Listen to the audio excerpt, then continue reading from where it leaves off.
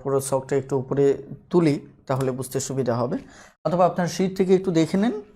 এখানে প্রাপ্ত নম্বর দেওয়া আছে, অর্থাৎ বার্ষিক পরীক্ষায় নবম শ্রেণীর 50 জন শিক্ষার্থীর গণিত বিষয়ে প্রাপ্ত নম্বরগুলো দেওয়া আছে। এখন এইটা দেখা যাচ্ছে সংক্ষিপ্ত পদ্ধতিতে আমাদের প্রাপ্ত নম্বরে গড় নির্ণয় করতে হবে।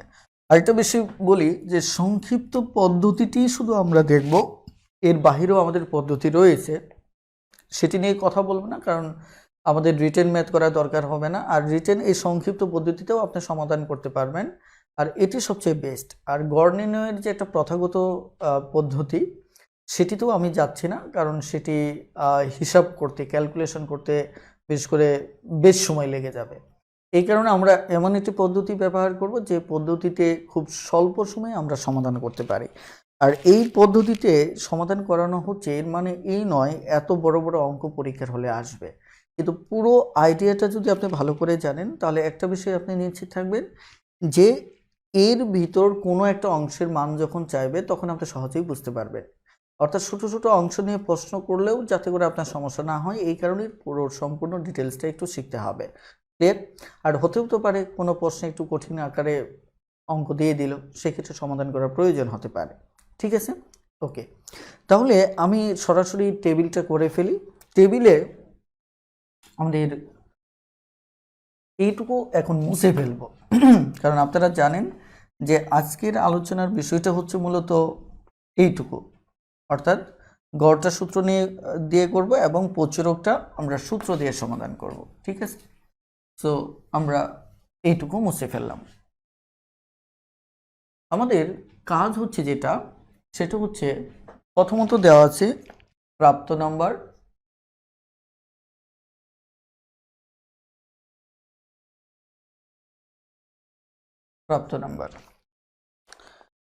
এখন এক্ষেত্রে আমাদের একটা বিষয় করতে হবে, নির্ণয় করতে হবে, যেটা আমি গত ক্লাসে দেখিয়েছিলাম যে মধ্যবিন্দু।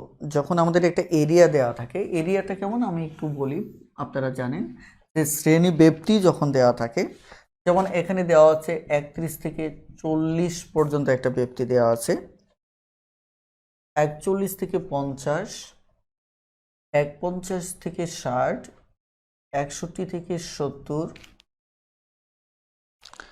একইভাবে আমাদের 71 থেকে 80, 81 থেকে 90 এবং 91 থেকে 100 পর্যন্ত এরকম একটা তালিকা দেওয়া আছে।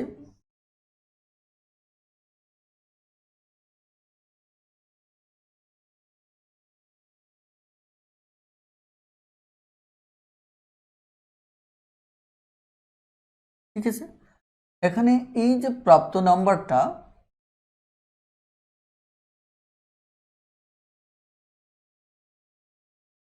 ঠিক আছে, এটার রেঞ্জটা এই কয়টা রেঞ্জ দেওয়া আছে, অর্থাৎ 31 থেকে 40 দেওয়া আছে একটা রেঞ্জ, অর্থাৎ প্রতিটা 10টা করে নাম্বার নিয়ে আমাদের এক একটা করে রেঞ্জ দেওয়া আছে। ক্লিয়ার? ওকে, এরপর আমাদের এই টাইপের রেঞ্জের ক্ষেত্রে আমি শুরুতেই বলে রাখি, সংক্ষিপ্ত পদ্ধতিতে সমাধানের জন্য আমাদের মধ্যবিন্দুটা আগেই নির্ণয় করে রাখতে হবে। ঠিক আছে? অর্থাৎ এই রেঞ্জের মধ্যবিন্দু কত হবে, এই রেঞ্জের মধ্যবিন্দু যদি আপনি দেখেন 30 আর 40, 70, 71, তাহলে 70-এর অর্ধেক 35 আর 1-এর অর্ধেক 5.5, তাহলে এটার মধ্যবিন্দু আমি বলবো, কি বলবো,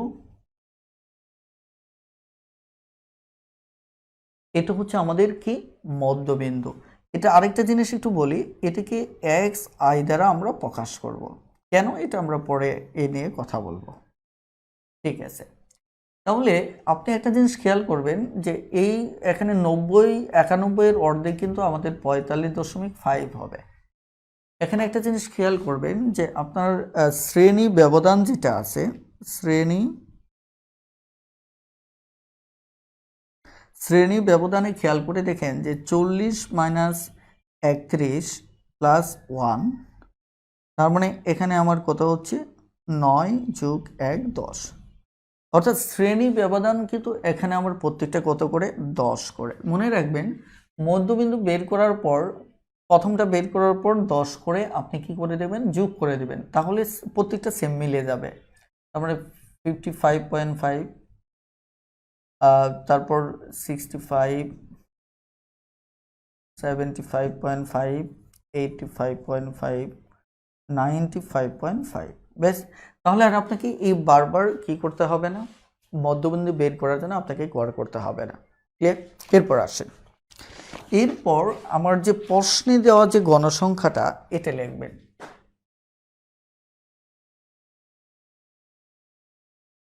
ঠিক আছে, তাহলে প্রশ্নে দেওয়া গণসংখ্যা আমার এখানে দেওয়া আছে 3 জন, তারপরে 5, 7, 13, 10, 7, 5। ওকে, তাহলে গণসংখ্যা কি এটা আপনারা ইতিমধ্যে জানেন। আর এটাকে আমাদের অঙ্ক সূত্রের কারণে এফআই দিয়ে আমরা প্রকাশ করব। দেখেন, এবার আমাদের খুবই গুরুত্বপূর্ণ একটা আইডিয়া মানে বের করতে হবে, এটা হচ্ছে ধাপ বিচ্যুতি। এখন ধাপ বিচ্যুতিটা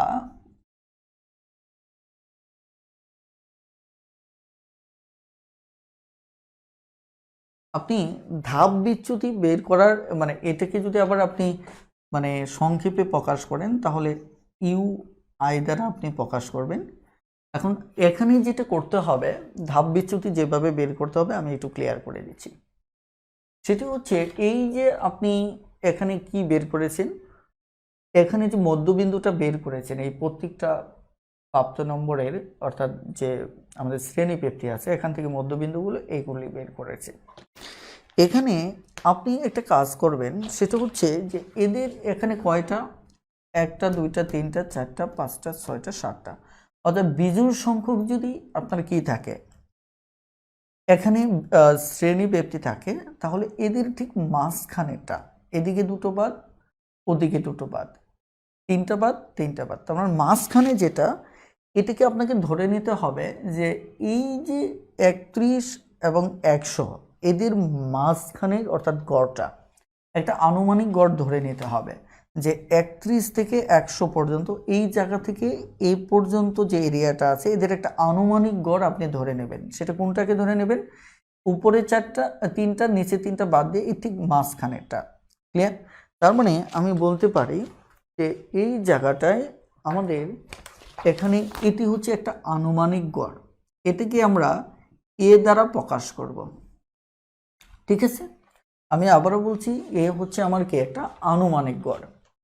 এখন এই আনুমানিক গড় বের করার পর আপনি যে কাজটা করবেন এখান থেকে এটাকে বিয়োগ করবেন। ক্লিয়ার? এবং এখানে আরেকটা ব্যাপার বলি, শ্রেণী ব্যবধান যেটা আছে এটা কিন্তু মাথায় রাখবেন, এটিকে আমরা এইচ দ্বারা প্রকাশ করব। কি দ্বারা? এইচ দ্বারা, মনে থাকে যেন।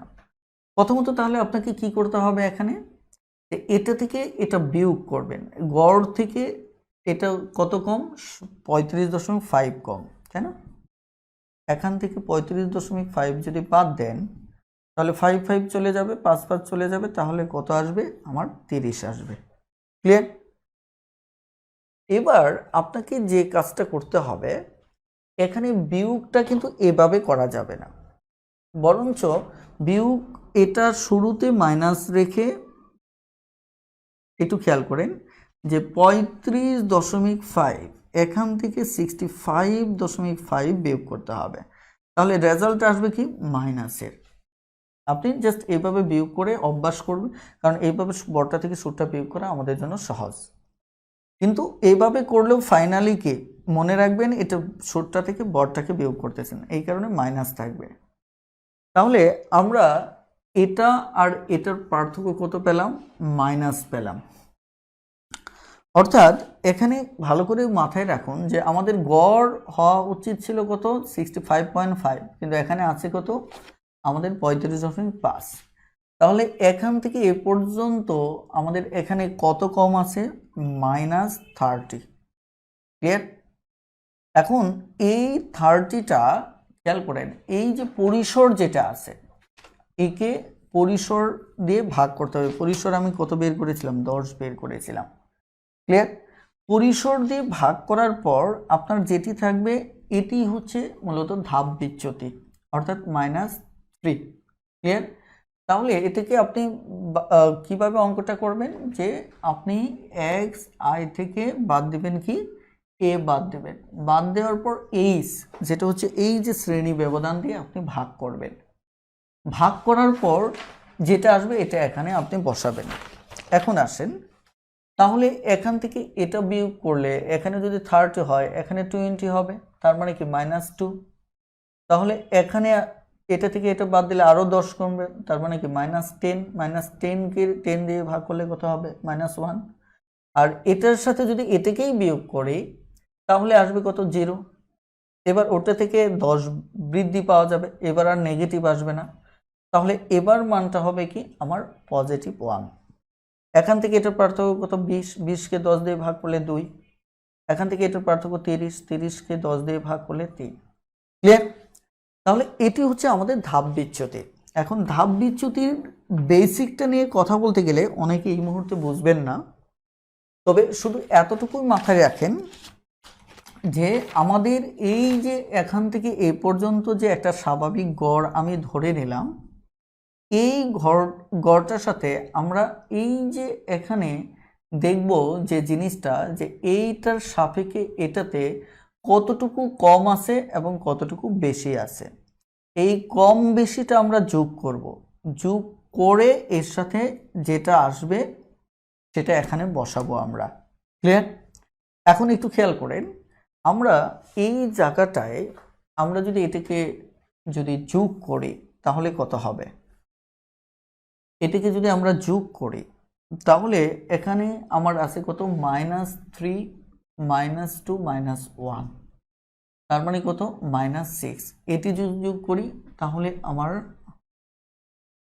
এখানে সরাসরি আসবে কত, আমার একটু খেয়াল করে দেখেন, একটুখানি আমাদের আরও একটু কাজ করতে হবে। সেই কাজটা আমি একটু মিস্টেক করে ফেলছি, আসলে মিস্টেক না, ঠিক আমরা একটু কাজটা শেষ করে এই কাজটা করতে হবে।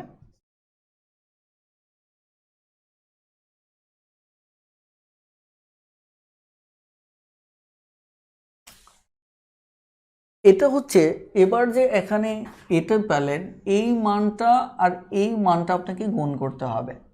তাহলে এই মানটা গুণ করলে তাহলে FIUI আসবে। ওকে, তাহলে এটা গুণ করা মানে হচ্ছে এটা গুণ করা, 3 3 × 9। ক্লিয়ার? তাহলে এখানে কত, 5 দুগুণে 10, এটা কত, 7। তাহলে এখানে কত, 0, এখানে 10, এখানে 14, এখানে কত, 15। ক্লিয়ার? এখন আপনাকে যে কাজটা করতে হবে সেটা হচ্ছে এদের যোগ করতে হবে। যোগকে আমরা সামেশন দিয়ে প্রকাশ করি। যোগকে কি দিয়ে প্রকাশ করি, আমরা সামেশন দিয়ে প্রকাশ করি। তার মানে এইটার আমরা যোগ করতেছি, তাহলে একটু এদিকে লিখি, সামেশন FIUI, এটা সমান সমান, আমরা এটা যদি যোগ বিয়োগ করি আমরা স্বাভাবিকভাবে যে মাইনাসগুলি যোগ করলাম প্লাসগুলি যোগ করলাম, তাহলে টোটালটাই প্লাস মাইনাস হয়ে আমার কত হবে, 13 হবে। ক্লিয়ার? এখন এটা হচ্ছে কি মূলত আমরা সেটি নিয়ে পরে করব, তার আগে আমি অঙ্কটা শেষ করি, তাহলে আপনাদেরকে আমার বোঝাতে সুবিধা হবে। ঠিক আছে, আমি একটু অঙ্কটা শেষ করি তাহলে আপনাদের বোঝাতে সুবিধা হবে। আমাদের এই গড় নির্ণয়ের সংক্ষিপ্ত পদ্ধতিতে গড় নির্ণয়ের যে সূত্রটা, এই সূত্রটা হচ্ছে আপনি এই গড়টাকে x বার দিয়ে যদি প্রকাশ করেন, তাই কিনা, তাহলে খেয়াল করে দেখেন যে এই যে গড়টা ধরে নিয়েছিলেন এর সাথে আপনাকে কি করতে হবে, এই যে টোটাল যে বিচ্যুতির যে সমষ্টিটা, এই বিচ্যুতির সমষ্টিকে আপনি এখানে টোটাল গণসংখ্যা কত হবে, n সমান, আপনি যদি এখানে হিসাব করেন 8 5 8 7 কত, 15 15 25 28 38 38 12, তাহলে কত, 40 50। ক্লিয়ার? তার মানে এখানে n হচ্ছে আমার কত, 50। তাহলে আমি একটু নিচে লিখি যাতে আপনাদের বুঝতে সমস্যা না হয়।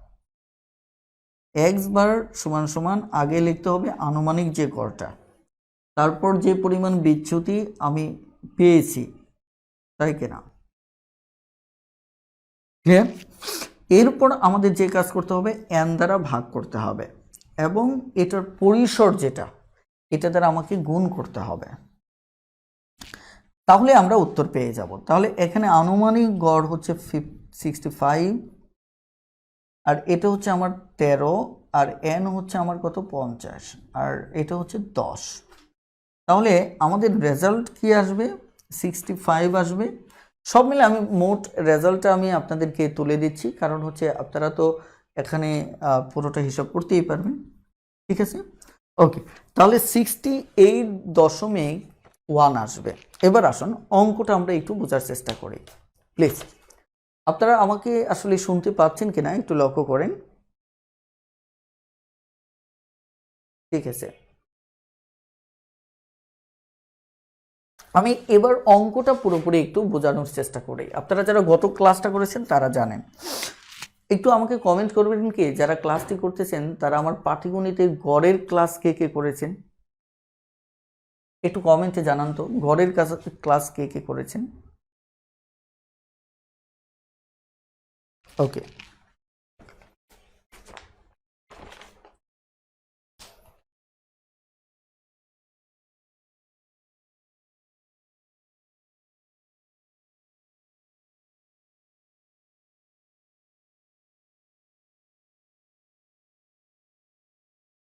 ঠিক আছে। এবার ওই গড়ের ক্লাসের যে আমি টেকনিকটা অ্যাপ্লাই করতাম সেটার সাথে এটার প্রায় সেম, অর্থাৎ সেখানে আমাদের প্লাস মাইনাস দুটোই হতো, কিন্তু এখানে সবসময় প্লাস। আমি কনসেপ্টটা একটু বোঝানোর চেষ্টা করি, তবে সবার ক্লাসটি করা থাকলে ভালো হতো। ঠিক আছে, এবার আসেন আমি কনসেপ্টটা একটু বোঝাই। প্রথমত হচ্ছে, যদি আপনি গড় বের করতে চান তাহলে এই ধরনের আপনি একটা মধ্যবিন্দু বের করবেন। মধ্যবিন্দুটা মানে হচ্ছে এইটুকুর গড় কত। আসলে এই মধ্যবিন্দুটা কিন্তু মূলত এইটুকুর গড়, এইটুকুর গড়, এইটুকুর গড়। ক্লিয়ার? ওকে। তার মানে এটা যেহেতু এদিক থেকে মাঝখানের, তার মানে টোটালটার গড়টা কিন্তু 61 থেকে 70-এর মাঝেই হবে। এই কারণে আমরা ঠিক মাঝখানে যেটা, এটাকে আমরা কি একটা আনুমানিক গড় হিসেবে ধরে নিলাম।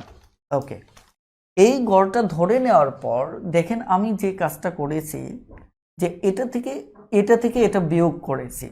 মানে আমি দেখতে চেয়েছি যে আমার এই দুটোর পার্থক্যটা কত। কথাটা ক্লিয়ার? এই গড় আর এই গড়টার পার্থক্য কত। তখন আমি এখানে পেয়েছিলাম কত, -30 পেয়েছিলাম, -30। ক্লিয়ার? -30 পাওয়ার পর আমি যে কাজটা করেছিলাম, এটার পরিসর দিয়ে আমি ভাগ করেছিলাম, অর্থাৎ 10 দিয়ে ভাগ করেছিলাম। অর্থাৎ এই যে গ্যাপটা, এই গ্যাপটা কিন্তু দেখা যাচ্ছে এখানে যারা আছে, আমি যদি আপনাদেরকে ডিটেলস দেখাতে পারতাম, 31 আছে, 32 আছে, 33 আছে, ধরেন 34 আছে, তাই কিনা? 34 আছে, 35 আছে, 36 আছে, 37 আছে, 38 আছে, 39 আছে, 40 আছে। তার মানে আমি যেটা বোঝাতে চাচ্ছি যে এই 35টা এটা হচ্ছে এই জায়গায়। তার মানে গড়টার ক্ষেত্রে খেয়াল করে দেখেন যে টোটাল গড়টা আমার মেইন যে টোটালটার যে গড় ধরছি এটার তুলনায় কম। কত কম? 30, রাইট?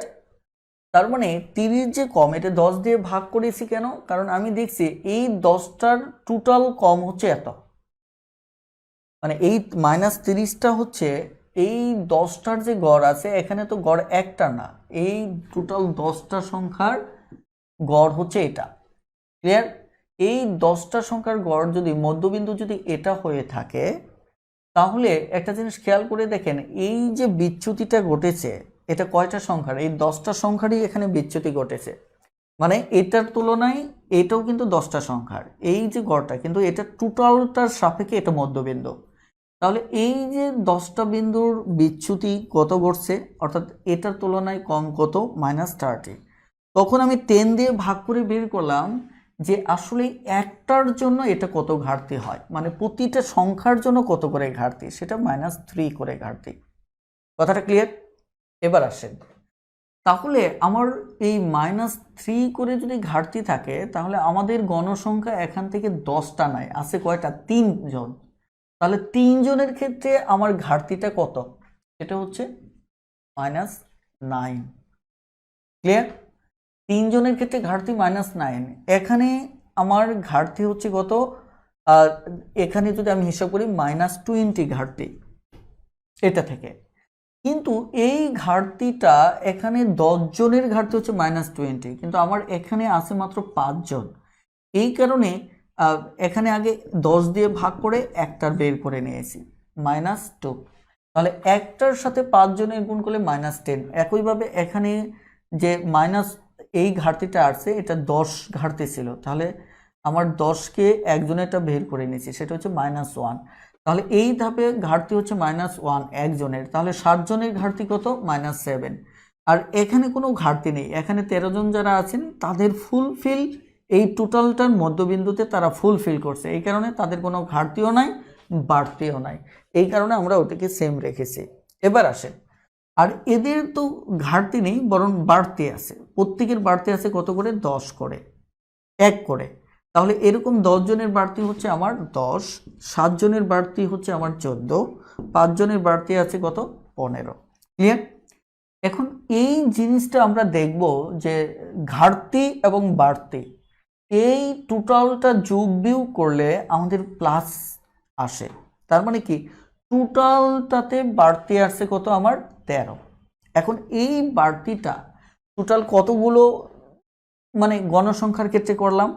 টোটাল বাড়তিটা প্লাস মাইনাস হিসাব মানে যদি আমরা হিসাব করে দিই টোটাল 50 জনের ক্ষেত্রে এই বাড়তিটা আছে। তাহলে আমরা যদি এটাকে মধ্যবিন্দু ধরি আর এই যে 50 জনের বাড়তিটা যদি এর সাথে আমি গড় আকারে যোগ করি তাহলে আমাদের গড়টা একটু বৃদ্ধি পাবে, অর্থাৎ আমরা মূল গড়ের দিকে যাব। ওকে, এখন খেয়াল করে দেখেন, এই কারণে এই 13কে আমি n দ্বারা ভাগ করলাম। ভাগ করার পর এটা আমার একজনের বের হলো। কয়জনের বের হলো? একজনের বের হলো।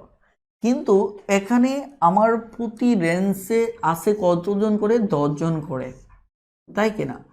তার মানে এই কারণে আমি এইচ দ্বারা গুণ করে এটাই প্রমাণ করলাম যে এখানে টোটাল সবার গড় হচ্ছে কত? এত বাড়বে। এত বাড়লে আমরা ধরে নিচ্ছি 65, 65.5, আরও বাড়বে এত, তাহলে টোটাল হচ্ছে 68.1। আমি জানি অঙ্কটা যারা একটু বেসিক দুর্বল তাদের বুঝতে সমস্যা হতে পারে, সেক্ষেত্রে আপনারা নিয়ম মেনে করবেন তাহলে হয়ে যাবে। আমি আরও একটু শর্টকাট দেখাবো, কিন্তু আপনাদের উপস্থিতি এমন কেউ কি আছেন যে আসলেই বুঝতে পেরেছেন? একটু কমেন্টে জানান যে আসলেই বুঝতে পেরেছেন কিনা।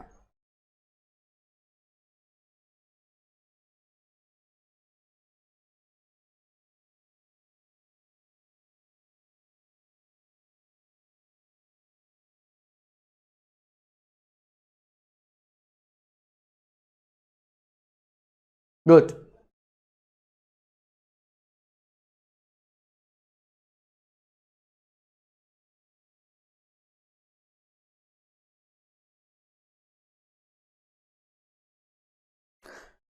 ওকে, বেশ ভালো। আমি ভাবছিলাম যে আদৌ আসলেই কেউ বুঝতে পারেন কিনা, কিন্তু আমার ধারণা ভুল যে আপনারা বুঝতে পেরেছেন।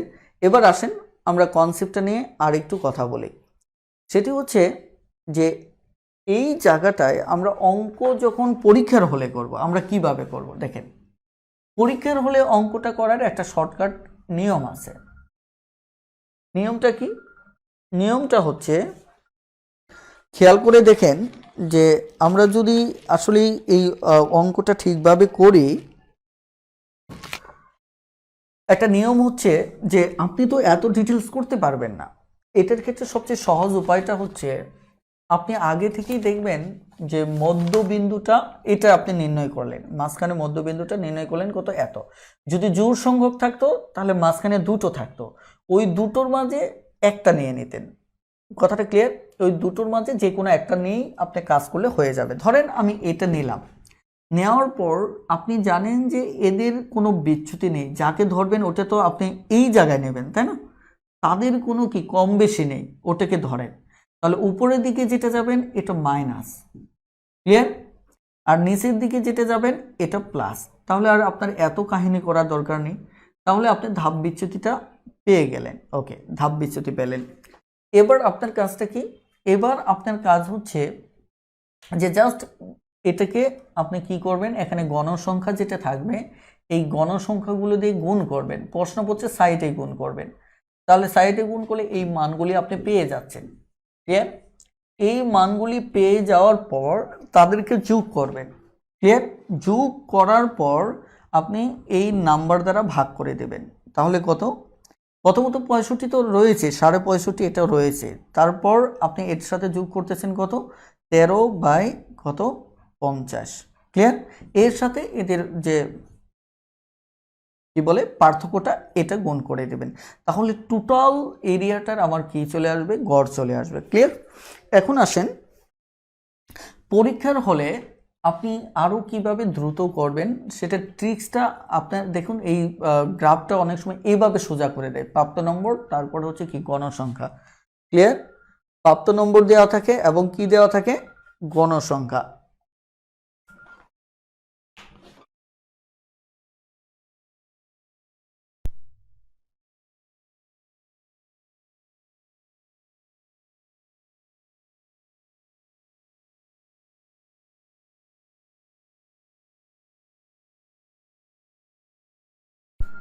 ওকে, এবার লক্ষ্য করে যে তাহলে এটাকে আপনি কয়েকবার চেষ্টা করলেই খুব দ্রুত পেরে যাবেন। এটা খুব একটা জটিল কিছু না। আপনি এত লম্বা শখ না করেও আপনি দেখেন এখানে তো কৌশল রয়ে গেল। কৌশলটা কি? আপনার এটা তো দেওয়াই থাকবে। তার মানে যেটা ধরবেন এখন দেখবেন যে এই জায়গায় ধরলেন, তার মানে আপনি দেখবেন এখান থেকে কয় গড়? 3 গড়। তার মানে কি সরাসরি এই কাজটা করবেন যে সরাসরি 3 গড়, তার মানে কি -1। তাহলে গণসংখ্যার সাথে গুণ করে যাবেন। কথাটা ক্লিয়ার?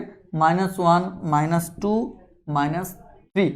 তাহলে এই কোটা থাকলে আমার গণসংখ্যা একদম উপর থেকে গুণ করে আসবেন। তাহলে এর সাথে 3 যাবে, তাই কিনা? তারপর এর সাথে কত যাবে? যেটা থাকবে 5। তার মানে এটা 5, তারপর এর সাথে কত যাবে? 7। অর্থাৎ এইভাবে গুণ করে, তাই কিনা? গুণ করে আপনি টোটালটার হিসাব এক লাইনে আপনি বের করে ফেলবেন। বের করার পর যেটা আসবে ওটাকে এটা দিয়ে ভাগ করবেন এবং এদের পার্থক্য তারা কি করে দেবেন? গুণ করে দেবেন। খুবই সহজ। তবে আপনাকে চর্চা করতে হবে। তবে এত বড় অঙ্ক কখনোই আসবে না, কিন্তু বেসিকটা শিখে রাখা ভালো। কারণ সামনে আসলে এই পরীক্ষার প্যাটার্ন চেঞ্জ হয়ে যাচ্ছে। এমনও হতে পারে এগুলি এত বড় অঙ্ক দিবে না, কিন্তু এই বেসিকগুলি থেকে অঙ্ক দিতে পারে। ক্লিয়ার?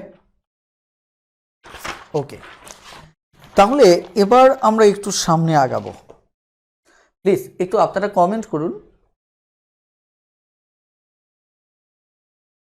ওকে, তাহলে একটু সামনে আগান।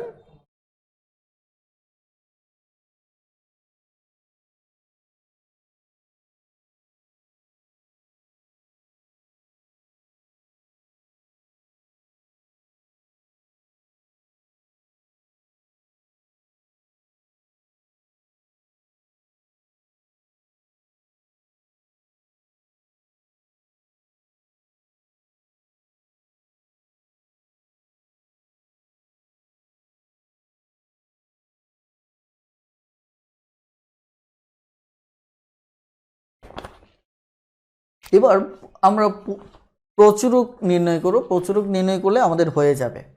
ঠিক আছে? এই আলোচনাটাই আমাদের বাকি ছিল প্রচুরক নির্ণয়ের। এখন প্রচুরক নির্ণয়ের ক্ষেত্রে এখানে 17 নম্বর যে অঙ্কটা, এখানে কিছু উপাত্ত দেওয়া আছে। উপাত্তগুলো একটু আপনি লক্ষ্য করেন যে এখানে কি কি উপাত্ত দেওয়া আছে প্রচুরকের ক্ষেত্রে। এখানে প্রচুরকের সবচেয়ে প্রথম যে কাজটা আপনাকে করতে হবে, একটু ডিটেলসটা আপনি পড়ে ফেলেন যে এখানে প্রচুরক জিনিসটা তো আপনাদের মনে আছে যে যদি সরাসরি ডেটা দেওয়া থাকে ওই ডেটার ভিতর সবচেয়ে বেশি সংখ্যক কোনটা আছে সেটি হচ্ছে আমার প্রচুরক, রাইট? এবার আমাদের কাজ হচ্ছে সেটা হচ্ছে আমি 17 নম্বর অঙ্কটা দেখব। 17 নম্বর, প্রদত্ত উপাত্ত সমূহের প্রচুরক নির্ণয় করুন। তাহলে এখানে আমাদের যে শ্রেণী ব্যাপ্তিটা দেওয়া আছে, এই শ্রেণী ব্যাপ্তি এবং আছে কি ঘটনা সংখ্যা।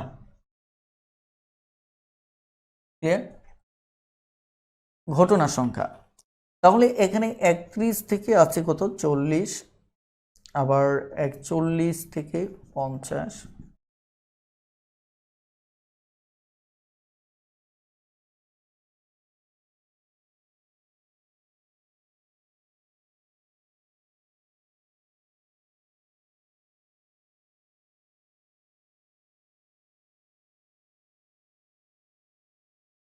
ঠিক আছে।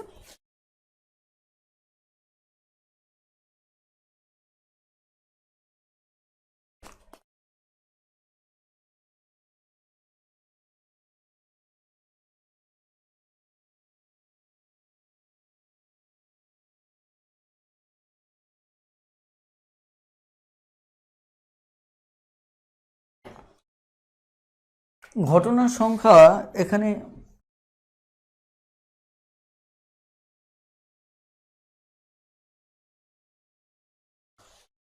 চার দেওয়া আছে, 6 দেওয়া আছে, 8 দেওয়া আছে, 12 দেওয়া আছে, 9 দেওয়া আছে, 7 দেওয়া আছে, 4 দেওয়া আছে, ঠিক আছে। ওকে, এবার আমাদের কাজ কি? আমাদের কাজ হচ্ছে এখান থেকে প্রচুরক বের করতে হবে, যে এই যে এরিয়াগুলো আছে 31 থেকে 100 পর্যন্ত, এর ভিতর সবচেয়ে কোনটাতে আমার কি আছে একই সংখ্যা বেশি বার আছে। আগে তো আমার সরাসরি 2 3 4 5 5 5 7 এভাবে দেওয়া থাকতো, ফলে দেখা যাচ্ছে যেটা বেশি দেখতাম সেটাই উত্তর হতো এবং পরীক্ষায় ওই প্যাটার্নটাই আসে ডেটা থেকে। কিন্তু এবার এই টেবিল থেকে সারণী থেকে আমাদের বের করতে হবে। সো সারণী থেকে বের করাটা একটু কঠিন কাজ বটে। এই জন্য আপনাকে সরাসরি এই জায়গায় একটা সূত্র শিখতে হবে। কথাটা ক্লিয়ার? এই জায়গায় কি করতে হবে? একটা সূত্র শিখতে হবে। এখন সূত্রটা দেখা যাচ্ছে, আমি যদি প্রকাশ করি প্রচুরক, ঠিক আছে, এটা সমান আপনি দেখা যাচ্ছে L1, আমি এগুলি ব্যাখ্যা করব, হ্যাঁ, L1, তারপর আপনি F1 একে F plus F2 into H, অর্থাৎ এটি হচ্ছে আমাদের সূত্র। এখন কোনটা কি সেটি নিয়ে আমি কথা বলবো। কথা বুঝতে পারছেন কিনা? এখন আমাদের দেখতে হবে সবচেয়ে বেশি প্রচুরক কোনটাতে আছে। আমরা যদি এখানে হিসাব করি 4 6 8 12 9 7 10, দেখুন এখানে আমার সবচেয়ে বেশি ঘটনার সংখ্যা আছে, তার মানে কি এখানে সবচেয়ে বেশি আমার প্রচুরক রয়েছে। ক্লিয়ার? তাহলে এটাকে আমরা বলবো প্রচুরক শ্রেণী। কি বলবো? প্রচুরক শ্রেণী বলবো, ঠিক আছে। এটি হচ্ছে আমার প্রচুরক শ্রেণী। এখন এই গেল। এখন আমি যদি হিসাব করে দেখি যে এটার পূর্বে যেটা, এটিকে আমরা ধরবো F1। F1 এটা ধরবো না, মানে আমি বলতে চাচ্ছি যে, সরি আবার আপনারা ভুল করবেন, এই যে এটা এবং তার পূর্বেটার পার্থক্য, পূর্বেটার কি পার্থক্য। আবার আমাদের আরেকটা তথ্য লাগবে, এটা এবং তার পরেরটার পার্থক্য। ক্লিয়ার? এখন তাহলে এই যে এই দুটোর পার্থক্যকে আমরা F1 হিসেবে প্রকাশ করব। কি হিসেবে প্রকাশ করব? F1। তাহলে 12 থেকে যদি আমার 8 চলে যায়, কত চলে যায়? 8। তাহলে 12 থেকে আমার যদি 8 চলে যায় তাহলে থাকবে কত? 4। তাহলে আমাদের F1টা হচ্ছে কি, যে প্রচুরক শ্রেণী এবং তার পূর্ব প্রচুরক শ্রেণীটা, অর্থাৎ তার পূর্বেরটার পার্থক্য। ক্লিয়ার? এরপর আমাদের F2 বের করতে হবে। তাহলে আমাদের F2 কত বের হবে? এটা এবং তার পরবর্তী যে প্রচুরক শ্রেণীটা রয়েছে সেটির পার্থক্য। তাহলে এটা প্রচুরক শ্রেণী। আমি আরেকটা কথা বলি, এই প্রচুরক শ্রেণী কিন্তু এটা কিন্তু প্রচুরক শ্রেণী এর ভিতর আছে, তাই না? আর এটা তো ঘটনার সংখ্যা, এটা তো মানে আপনাদের ডাউট ফিল করার কিছু নেই, মানে এটা ঘটনার সংখ্যা। আমি বলছি এটা প্রচুরক শ্রেণী, এর ভিতরে এটা আছে, একটু খেয়াল করেন। তাহলে এখানে আমি যদি F2 বের করি, তাহলে এই দুটোর পার্থক্য 12 থেকে 9 গেলে 3। তাহলে আমাদের এই সূত্রে F1 F2 এটি পেলাম। এখন L1টাকে, L1টা হচ্ছে মূলত, ভালো করে খেয়াল করেন, এই যে প্রচুরক শ্রেণীটি রয়েছে, এই প্রচুরক শ্রেণীর সবচেয়ে সর্বনিম্ন মান কত? 61। এই 61 হচ্ছে মূলত আমার কি L1। এবার আমাদের এইচ তো হচ্ছে এদের পার্থক্য, তাই না? তাহলে 40 থেকে যদি 30 চলে যায় তাহলে আমার কত হবে? 10। তাহলে এখানে আমাদের এইচ হচ্ছে মূলত 10। ক্লিয়ার? এই হচ্ছে আমাদের তথ্য। এবার এই তথ্যগুলো ব্যবহার করে আমাকে অঙ্ক করতে হবে। ক্লিয়ার? তাহলে আমরা দেখতে পাচ্ছি এখানে আছে 61 প্লাস F1 হচ্ছে 4, এখানে 4, F2 হচ্ছে 3, আর এটি হচ্ছে 10। ক্লিয়ার? তাহলে 61 এখানে হচ্ছে কত? 40, নিচে হচ্ছে কত? 7। তাহলে 61 7 7 6 7 42, এটা হবে না, 5 7 35, থাকে কত? 5। তাহলে 5-এর ভিতর যায় না দশমিক, তাহলে 5 0 50, 7 7 49। আপনি চাইলে আরো একটু আগাতে পারেন, দরকার নেই আমাদের। তাহলে 66.7 এটি আমাদের আনসার। তাহলে প্রচুরকের ব্যাপারে আমাদের যে ধারণাটা আসলো, প্রচুরক যখনই আপনি বের করবেন তখন মনে রাখবেন যে এখানে F1 F2 লাগবে। ক্লিয়ার? আর হচ্ছে যেটাকে প্রচুরক শ্রেণী হিসেবে পাবেন সেটা লয়েস্ট মানটা লাগবে। তাহলে দেখেন, লয়েস্ট মানটার সাথে আমরা কি করলাম? আমরা এটা এর সাথে দুটো কাজ করেছি। একটা হচ্ছে এটার পার্থক্য আর এটার পার্থক্য আমরা বের করে এই পার্থক্যটাকে এই দুটোর পার্থক্যর যোগফল দ্বারা ভাগ করে 10 দ্বারা গুণ করেছি। তাহলে এই হচ্ছে প্রচুরকের ক্ষেত্রে আমাদের সূত্রভিত্তিক আলোচনা। আপনাদের কাজ হচ্ছে প্রচুরক আসলেই এই সূত্রটাকে মুখস্থ করে রাখবেন। ক্লিয়ার? ওকে, তাহলে মোটামুটিভাবে এখানে যে অঙ্কগুলো রয়েছে, আমাকে একটু কমেন্টে জানান যে এই অঙ্কগুলো আপনারা পারবেন কিনা। প্লিজ একটু কমেন্টে জানান যে এই অঙ্কগুলো আপনারা পারবেন কিনা, আরো করানোর দরকার আছে কিনা।